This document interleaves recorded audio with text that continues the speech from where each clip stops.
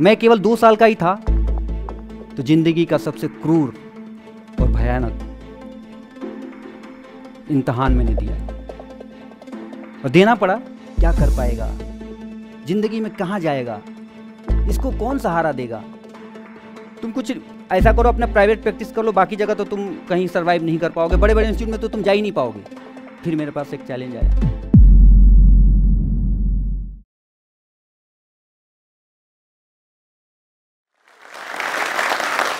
मैं केवल 2 साल का ही था तो जिंदगी का सबसे क्रूर और भयानक इम्तिहान मैंने दिया और देना पड़ा, क्योंकि मैं पोलियो नामक बीमारी से ग्रसित हो गया। ऐसी बीमारी जिसका इलाज ही नहीं था और मैं दाहिने पैर से अपाहिज हो गया। आप इसका अंदाजा लगा सकते हैं कि एक ऐसा घर जिसका सबसे छोटा बच्चा एक बीमारी से ग्रसित हो जाए, उस घर का माहौल आप समझ सकते हो। एक अनजान असहनीय डर का साया रहने लगा हमारे घर में और इस तरह से बचपन मेरा बीतने लगा। क्या कर पाएगा, जिंदगी में कहाँ जाएगा, इसको कौन सहारा देगा। तमाम ऐसे अनजान डर हमको सताने लगे, पूरी फैमिली को सताने लगे और मेरा बचपन इसी सिसक में गुजरने लगा। धीरे धीरे मैं बड़ा हुआ। पहले तो समझ में नहीं आता था कि लोग क्या कहते हैं मुझे। जब बड़ा हुआ, कुछ समझदार हुआ, तो ऐसे शब्दों का प्रयोग देखा हो लंगड़ा जाता। लोग हमारा पीछे देख देख के हंसे लोग।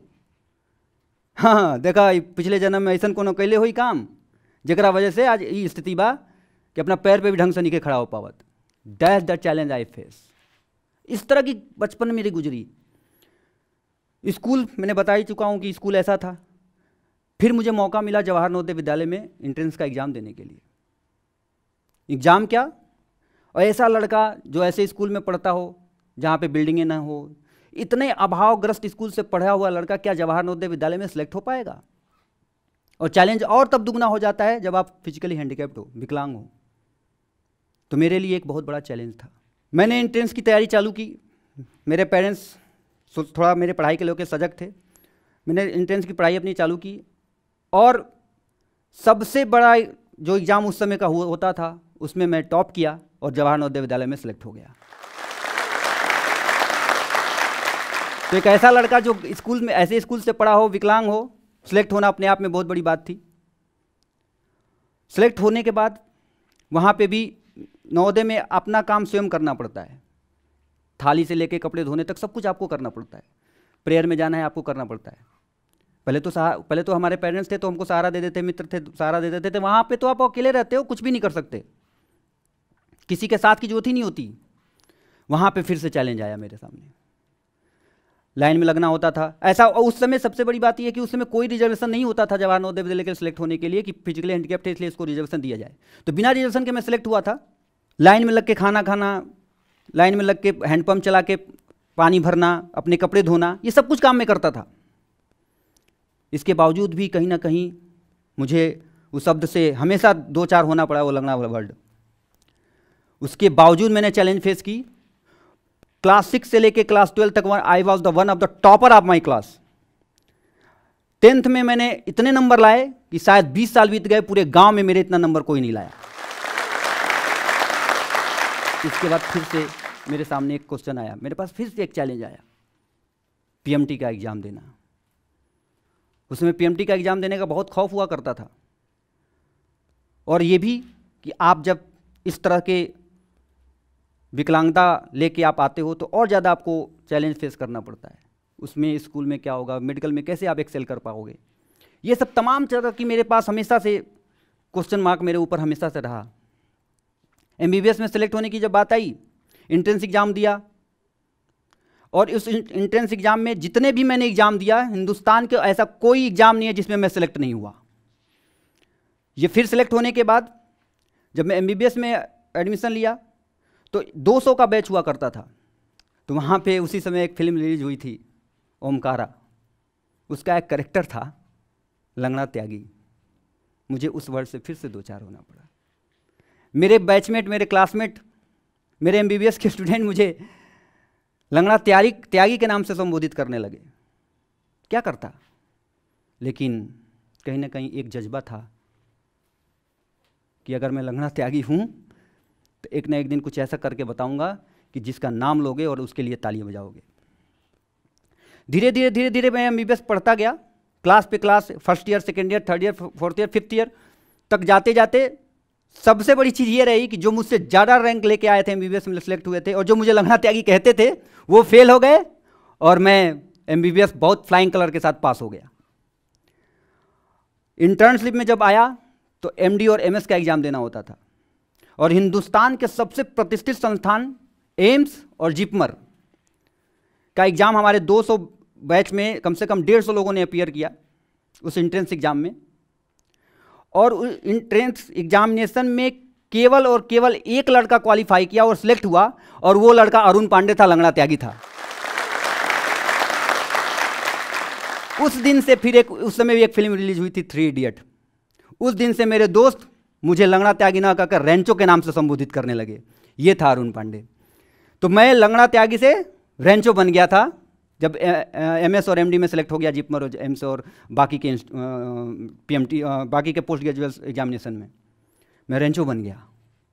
अब मैं सीट की बात हुई कि सीट कौन सा चूज करना है। फिर मेरे दोस्तों, मेरे मित्रों, मेरे जितने लोग मुझसे जानते थे सब मुझे डराया, कैसे कर पाओगे, ऐसी ब्रांच लेना जिसमें कुर्सी पे बैठ के काम करना हो, ऐसी ब्रांच लेना जिसमें खड़े होकर काम ना करना हो, ऐसी ब्रांच लेना जिसमें आराम करना हो। क्यों? क्योंकि तुम पैर से अपाहिज हो, तुम 6-7 घंटे खड़े ही नहीं हो पाओगे। तुम सर्जिकल ब्रांच मत लेना, तुम कुर्सी पे बैठ के वाली ब्रांच लेना, रेडियो ले लेना, तुम पैथोलॉजिस्ट बन जाना, तुम फार्माकोलॉजिस्ट बन जाना, तुम फॉरेंसिक वाले बन जाना, सर्जन मत बनना, क्योंकि सर्जन में तो 6-7 घंटे खड़े होना पड़ेगा। तब डॉक्टर अरुण पांडे के पास फिर ऑप्शन था।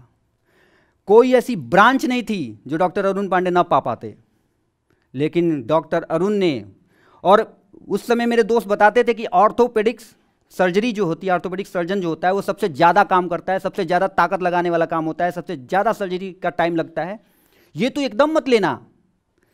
तो मैं आप लोग को बताऊं कि जब मैं काउंसलिंग में गया मेरे पास सभी ऑप्शन थे, मैं आराम वाली कुर्सी वाली नौकरी, कुर्सी वाला सीट ले सकता था, लेकिन जब मेरे दिमाग में कौन आ रहा था कि जो सबसे कठिन है वो ऑर्थोपेडिक्स, मैंने सबसे पहले ही अटेम्प्ट में मैंने ऑर्थोपेडिक्स चूज कर ली, क्योंकि वो चैलेंज था। 6 घंटे, 8 घंटे, 7 घंटे आपको खड़े होकर काम करना पड़ता है और हिंदुस्तान में सबसे ज़्यादा फेल्योर रेट ऑर्थोपेडिक्स का ही है, क्योंकि सबसे ज़्यादा काम होता है, आपको 6 से 8 घंटे तक काम करना पड़ता है, लोग सीट छोड़ के भाग जाते हैं।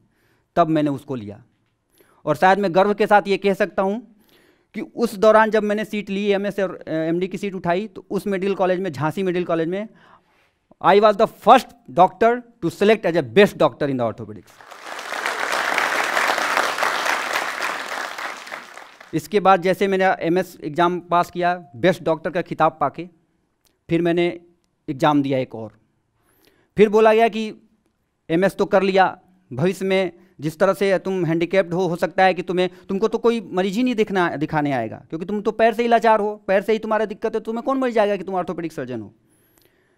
तुम कुछ ऐसा करो, अपना प्राइवेट प्रैक्टिस कर लो, बाकी जगह तो तुम कहीं सर्वाइव नहीं कर पाओगे, बड़े बड़े इंस्टीट्यूट में तो तुम जा ही नहीं पाओगे। फिर मेरे पास एक चैलेंज आया, मैंने हिंदुस्तान का जो टॉप इंस्टीट्यूट है, मैंने ये सोचा कि जब हिंदुस्तान के सबसे टॉप इंस्टीट्यूट में मुझे जाना है, और टॉप इंस्टीट्यूट और कुछ नहीं है, एम्स है। एम्स का एग्जाम दिया, मेरे साथ जितने कलीग थे सब दिए, कोई सिलेक्ट नहीं हुआ, और अपने कलीगों में जितने लोग को मैं जानता हूं केवल एक बंदा सिलेक्ट हुआ, वो है अरुण पांडे। सिलेक्ट हो गया, एम्स में आ गया। एम्स में भी जब आया तो लगा कि मुझसे तो बहुत अच्छे अच्छे लोग होंगे, मैं कैसे कर पाऊंगा। और मैं बता दूं कि आज भी मैं एम्स में हूं, ऑर्थोपेडिक सर्जन के रूप में हूं, सर्जरी करता हूं 6-6 घंटे, 8-8 घंटे। आज तक मुझे कोई ऐसी परेशानी नहीं हुई कि मैं ना कर पाऊं। तो बोला जाता है ना कि शेर पे मेरे तुमने वाह की अच्छा लगा, बात मेरी थी तुम्हें अपनी लगी अच्छा लगा।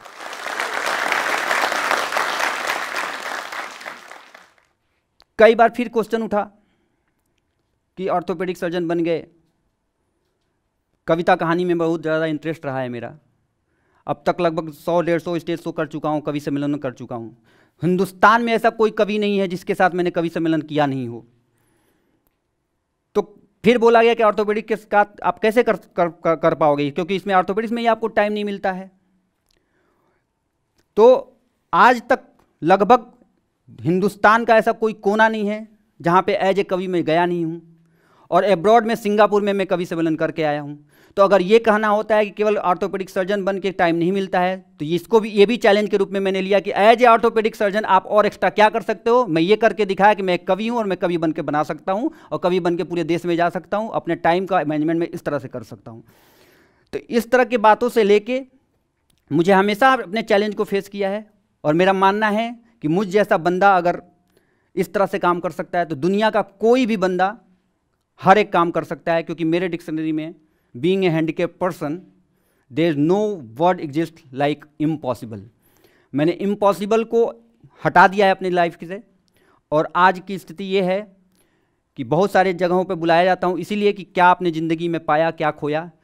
तो मेरे और बोला है, मैंने कई बार बताया है अपने कई चीज़ों में, मैंने हमेशा मैं कहता हूँ कि ज़िंदगी में अगर आपका किसी कमी को मजाक उड़ाया जाए तो वो कमी आपकी ताकत बन के सामने आती है, और ये विकलांगता मेरी ताकत बन के आज खड़ी है, और मैं इसके साथ खड़ा हूँ। और मुझे गर्व है कि मैं विकलांग होते हुए भी हिंदुस्तान का जो सबसे कठिन सब्जेक्ट है वो मैंने पढ़ा, हिंदुस्तान का जो सबसे टॉप इंस्टीट्यूट है वहाँ पे मैं काम कर रहा हूँ, हिंदुस्तान के सबसे अच्छे कवियों में मैं शुमार हूँ। अब इससे बढ़ के मेरी ताकत कुछ नहीं हो सकती, और मुझे लगता है कि मेरी कमजोरी ही मुझे ताकत बनाई, और इस ताकत को मैं लेके बहुत अपने आप को गर्वान्वित महसूस करता हूँ।